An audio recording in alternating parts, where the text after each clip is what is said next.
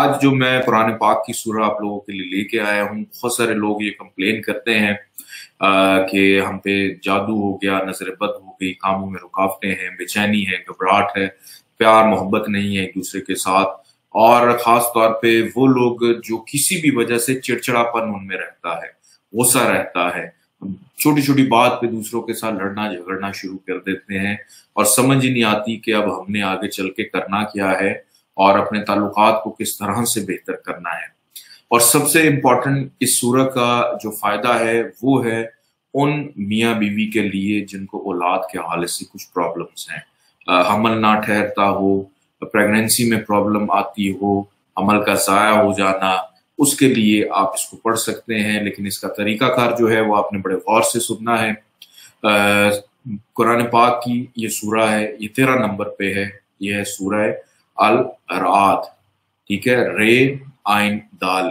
سورہ رعد اس کو کہتے ہیں، کچھ لوگ اس کو الرعد بھی کہتے ہیں۔ یہ آپ نے پڑھنی ہے، اور اس کو پڑھا جاتا ہے تہجد کے ٹائم پہ،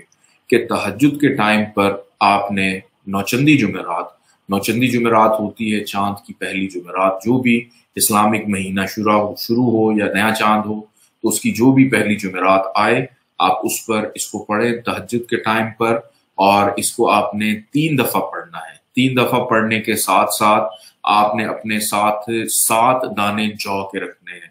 جو کے 7 دانے آپ نے رکھنے ہیں۔ رکھنے کے بعد آپ نے 3 دفعہ اس کو پڑھ کر اس پہ دم کرنا ہے۔ دم کر کے خاص طور پہ جو خواتین ہیں اس کو اپنی ناف سے بالکل معمولی سے نیچے اس کو ایک دھاگے میں یا ڈوری میں باندھ کر اس کو وہاں پہ باندھ سکتی ہیں۔ اللہ پاک کی ذات انشاءاللہ تعالیٰ کرم کرے گی، اور بلکہ وہ خواتین جو جن کو ضرورت ہے اس حوالے سے آپ آگے بھی بتایا کریں، چیزوں کو اپنی حد تک محدود مت رکھا کریں، اگر کوئی چیز اچھی آپ کو کہیں سے ملے اس کو دوسروں کے ساتھ شیئر کیا کریں، مل بانٹ کر کھانا، مل بانٹ کر رہنا، یہ احساس۔